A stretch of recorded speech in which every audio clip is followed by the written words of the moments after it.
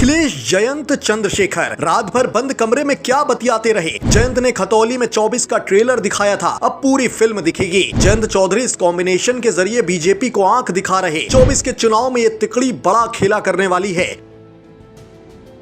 गुप्त सूत्र हमें खबर दे रहे हैं कि अखिलेश यादव, जयंत चौधरी और चंद्रशेखर आजाद आजकल खूब हिडन मीटिंग कर रहे हैं। सपा दफ्तर में रातों रात रणनीति बन रही है तीनों के बीच। बाबा का बुलडोजर रोकने के लिए भले योगी की प्रचंड पॉपुलैरिटी के आगे ये रणनीति काम करे या न करे, लेकिन इस तिकड़ी के मास्टर प्लान को आपको जानना जरूर चाहिए। गजब का ट्विस्ट आ गया है अब यूपी की सियासत में। अखिलेश और चंद्रशेखर आजाद के साथ मिलकर जयंत ने पश्चिमी उत्तर प्रदेश में क्लीन स्वीप करने की रणनीति बनाई है। खतौली से मदन भैया को उपचुनाव में उतार और जिताकर जयंत ने गुर्जरों को भी सपा आरएलडी में गठबंधन से जोड़ा है। खतौली के उपचुनाव में चंद्रशेखर आजाद जयंत चौधरी के साथ पूरी तरह खड़े रहे। इसका असर यह हुआ कि दलितों का भी भारी वोट सपा आरएलडी गठबंधन प्रत्याशी को मिला। 3 मुस्लिम चेहरों को जयंत ने आरएलडी के राष्ट्रीय महासचिव के पद पर बैठाया है, जिनमें एहतेशाम रहीम खान, पूर्व मंत्री डॉक्टर मेराजुद्दीन और पूर्व विधायक अमीर आलम हैं। आरएलडी के प्रदेश कार्यकारी अध्यक्ष के पद पर कुंवर हसन के रूप में एक बड़ा मुस्लिम चेहरा है। जयंत ने कुंवर हसन को पार्टी के फ्रंटल संगठनों का भी प्रभारी बनाया है। इसके अलावा आरएलडी के कोटे से 2 मुस्लिम विधायक भी हैं। अब जयंत पार्टी संगठन में एक प्रयोग करके इस विनिंग कॉम्बिनेशन को और भी मजबूत कर रहे हैं। जयंत ने आरएलडी युवा के राष्ट्रीय अध्यक्ष की जिम्मेदारी चंदन चौहान को दी है। चंदन चौहान गुर्जर समुदाय से आते हैं। इसके अलावा आरएलडी के प्रदेश अध्यक्ष की जिम्मेदारी रामाशीष रॉय को दी गई है,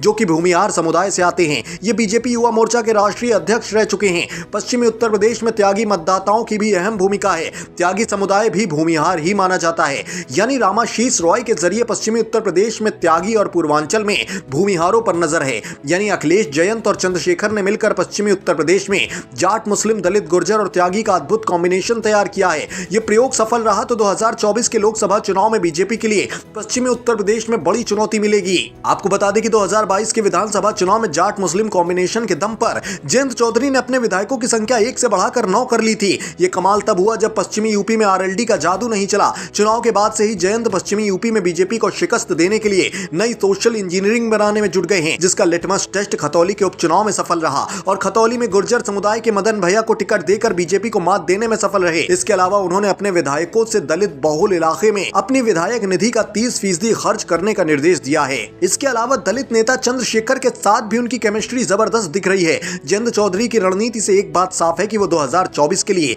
दलित गुर्जर समुदाय को जोड़ने पर काम कर रहे हैं, क्योंकि जाट और मुस्लिम उनका स्वाभाविक वोट है। ऐसे में जाट मुस्लिमों के साथ अगर गुर्जर दलित जुड़ जाता है तो पश्चिमी यूपी में बीजेपी के लिए बड़ी मुश्किल हो जाएगी। सपा के साथ आरएलडी का गठबंधन होने के चलते मुस्लिमों का वोट तो गठबंधन के साथ रहेगा ही। गुर्जर और दूसरी जातियों को साधने से पार्टी का जनाधार बढ़ेगा और ये सफल रहा तो बीजेपी को यहाँ खाता खोलना काफी मुश्किल होगा।